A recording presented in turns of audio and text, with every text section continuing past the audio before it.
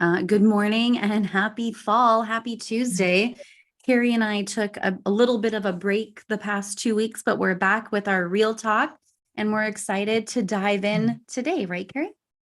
We are. It's good to be back and excited to bring some value to you guys because it is fall. It is quarter 4. If you're in the real estate industry, or actually in a lot of industries, things are changing and shifting a little bit just because of the state of the economy in the world and all the things. And so you might find yourself having to go back to the basics or the foundations of your business. And even if you're not, it's the time of year where people, Haley, are business planning and looking at their businesses and asking themselves, hopefully, great questions that will help them to be more successful in the rest of this quarter and in the new year. So we thought it would be timely for you all to just bring you a couple of things to consider and some questions to ask yourself. These are the kinds of conversations we've been finding ourselves having with a lot of our coaching clients, both in real estate and outside of real estate, right, Haley? Oh, yes, absolutely. So we'll make it short and sweet for you today. We really wanted to identify 4 areas where you could be asking some very purposeful questions to get really clear on who it is that you want to serve. And so actually, that is the very first question that you should be asking.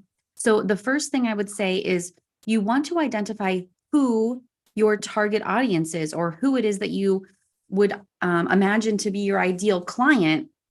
At least when it comes to real estate agents, we found that a lot of agents start out with this wrong question. They ask themselves, who are the people I want to make the most money selling to or for? And that's really not what you should be asking. Instead, you should be asking, who would benefit the most from my expertise, my knowledge, and my being a professional resource for them? So in other words, you want to determine who you can serve best. So think of that and have that newfound self-awareness of who can you serve, right? This question is a foundational question. And we really think that by coming to it with this type of mindset, it's going to grow your business much more than if you're thinking in terms of who could I make the most money off of. We don't want to start there. No, that's definitely the wrong mindset. But I mean, sometimes, Haley, it's like interesting because it's a natural thing for realtors or other entrepreneurs to go to. Why? Because when we're business planning, we're talking about money all the time. We're talking about how much are we going to earn, and how much do we earn per transaction. And so it sometimes kind of conditions us to think that way. And yet it really blocks us from actually finding the people that we could serve and we could help the most. And if we did that, we'd get way more business. And, you have to know what your strengths and your passions and your style of sales or service is in order to really identify who that ideal person is. And so if we try to be everything for everyone, it rarely works. But when we really niche down and go deep in something that we're super good at, passionate about, and in alignment with, you've heard this before, it really, really makes a difference in the growth of the business. And so that is a really good question to get more clarity on as we move into the end of this year and into the new year for sure. The second one is what.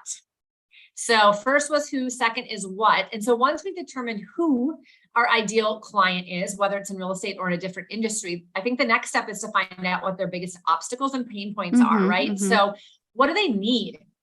What can you actually help them with? And so there's a few questions that you can ask yourself that I think helps to solidify in your mind your what's for your ideal client now that you've identified who that is. So what questions do they have that you can answer for them? And so if you get questions from people when you're at the bus stop with your kids, or, when you're at the event with your children, or when you're at the gym, or all of these things, think about the questions that you get asked, maybe through social media, just from your friends, family, sphere of influence. That's going to start to give you an idea of what people want to hear from you, what expertise you have that they need from you. So what questions do they have that you can answer? You can also go back to your past clients and think about what pain points they had and what problems you solved for them. Write all of those down. It's going to become really clear. And by the way, you can use this for social media content, for video content, for email newsletter content, right?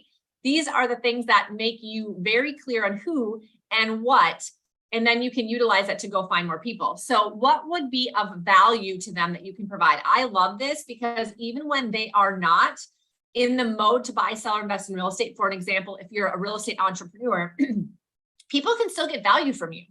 What can you provide to them in the meantime? Because we always think about what value can we provide when they're ready to work with us, but we need to actually ask ourselves the question, what value can we provide to them in general? Because that's how we stay top of mind, and that's how they're going to always reach out to us and work with us when the time comes. So what could you do right now in Q4 and into Q1 and the rest of 2023 that would help people get the answers to the questions that they have that you can bring from your expertise? And what could you do that would be of value to them in the meantime and on a regular, consistent basis? And the last one is, what are they unsure about? And how can you give them confidence? And I think that is huge. In this market right now, everybody's unsure about the real estate market. They're listening to news things. They're getting discombobulated with all of the messaging out there. Realtors are saying there's no crash. The news is saying there's a crash. You know, they are literally frozen because they're getting this information all over the place. So what can we help them with to become less unsure? And what can we do to give them more confidence in their situation? And I think that's all education. You need to educate yourself as much as possible on a regular basis, and you need to consistently educate your people. And you got to figure out the means in which you do that. So when we ask about who, you know, where are those people listening to you? Are they reading your emails? Are they on your social?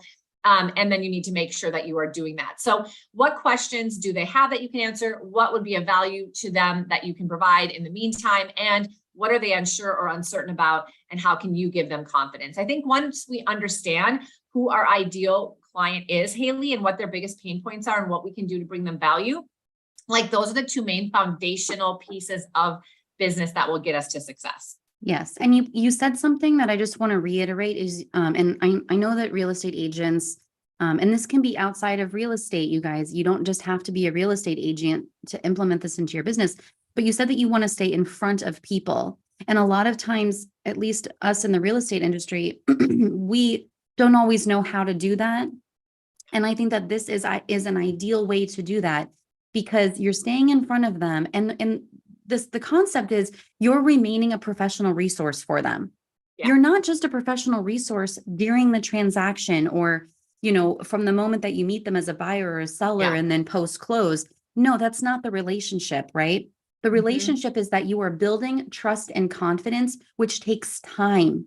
Yes. Right. And so you want to stay in front of them and remain a resource for them, a professional resource. Yeah. That will build this trust and confidence so that you can build a repeat and referral business that lasts generations, right? That is what that's what a true realtor is going to do. Yes. So the third tip that we have for you today, the third question that you should be asking yourself is where. Okay. So hopefully by now you've asked these questions, you've identified your ideal client and how you can add value to them. But the next question that we want you to ask is, where do they spend the most time? Not because you're going to go stalk them somewhere. That's not what we're suggesting, right?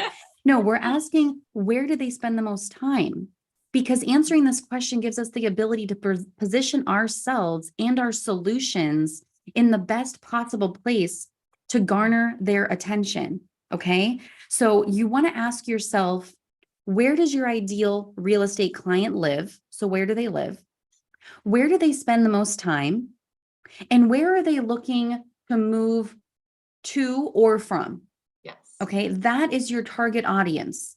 Okay. So understanding where they live gets us the ability to position our marketing, us, of course, to direct mailer and things like that. But imagine being able to know these things and answer these questions, how you can position your social media, how you can position your, what kind of neighborhood market report company that you use, right? Because we have so many different options now. Now, as the professional, you can do your due diligence and better understand how you're going to position your marketing. Yeah, absolutely. I mean, it literally becoming clear on these things, it becomes so much more obvious what you should be doing. And I think oftentimes we just don't actually ask ourselves the right questions. I mean, Haley, you and I have said often to our coaching clients, and when we've spoke together, the quality of your business or life is in direct proportion to the quality of the questions you ask yourself. And sometimes we're just not asking ourselves the right questions. But as you can see how this flow goes, it's like, oh, well, it seems pretty obvious then what I should be doing with my time and how I can add value to the people. But if you just try to cast a very large net all the time and you don't become real specific on these things and you don't answer these questions, oftentimes you're just not finding yourself in the right place at the right time, which is exactly what needs to happen in order for you to be successful. And that leads us to number 4, which is when. Because yes, you can identify where these people are and you can find yourself to be in the right places. But if you aren't there at the right time, you still don't get the opportunity. So the question about when, we think, can kind of be broken down a little bit. So typically, when does your ideal client buy or sell? Is there times of year? If they have children, is it, very specifically times of year? Is it how often? Because everybody's ideal client might be moving more frequently and they might be staying in homes a lot longer. So that's a really interesting question to ask yourself. And if you've been in business for a while, you should be able to look back and go, there are some patterns here. Yes, absolutely. And then, when is the best time to reach out to your ideal client? This is an important one because if you work with a lot of millennials, it could be very, very different than if you're working with people who are looking to completely downsize and retire, right? So when is the best time to reach out to your ideal client? I know in real estate, oftentimes we are like, okay, this is a flexible career. I can do it. I'm going to make my lead generation around my own my own needs and time commitments. And although that's important to figure out how to have good work-life integration, if you're really specific on this, you might realize that there are better times to be reaching out to your ideal client. You might need to kind of pivot a little bit because if you're constantly missing them, you're not going to be able to have the real estate conversations to build the rapport and to bring value that you need to in order to be there at the right place in the right time. And then lastly, when is the best time to, post your marketing content for your ideal client? Again, when might they be on social media more? And some of that is just a little bit trial by error based on your following. So again, just being consistent and trying some things, and you're going to start to see some patterns if you look for them. So what I want to, what Haley and I really wanted to do is get you thinking about the right questions, but I also want you to realize that as an entrepreneur of any sort, whatever industry you're in, not only asking yourselves these questions is really important, but then also asking yourself these questions and looking for patterns in the results of your business on a regular basis is really critical. Right. How would you know when the best time to post your marketing content or your social contact for your ideal client if you don't try different things and then actually look for the results and see patterns? So thinking time is really important, and strategy time and time to go back and look at what has happened in the last month or 3 months. It's really, really critical. And I think that's why a lot of people like coaching Haley with us or with others, is because it forces them to have some of those strategy and thinking times, and then also times to go back and review what has happened and what are we learning from this, because we just don't slow down enough, and it's not natural to us to realize that this is actually one of our job descriptions, and we don't put it in we don't think of it. We do everything except this. And if we did this, it would actually become more and more clear over time what we should be doing and where we're getting results, so that we could pinpoint and we could be more efficient and more effective moving forward. Yeah. And I think it's really important to also point out that a lot of entrepreneurs that we work with, including yourself, most likely, if you're listening, people make this so complicated. It's like they overcomplicate things, and it's like they understand the concept of the who, what, where, when, but they don't quite understand the right questions. And it's about the power of the questions that you're asking. And so when you work with a coach, or when you work with someone who's just helping you to self-discover, then it's almost like we can take this tangled mess and we can just slowly unweave it. And we see it's just getting back down to the basics, especially right now in the fourth quarter, during a time of uncertainty. Here's the reality. Things are always uncertain, right? Yeah. If you think that you are in control, you're absolutely not. But the thing is that we can become more self-aware. We can ask better questions. And when you get down to the basics and you're taking proactive steps to be purposeful and intentional with your business, and when you're working with someone who's helping coach you, I'm telling you, you're setting yourself up for success.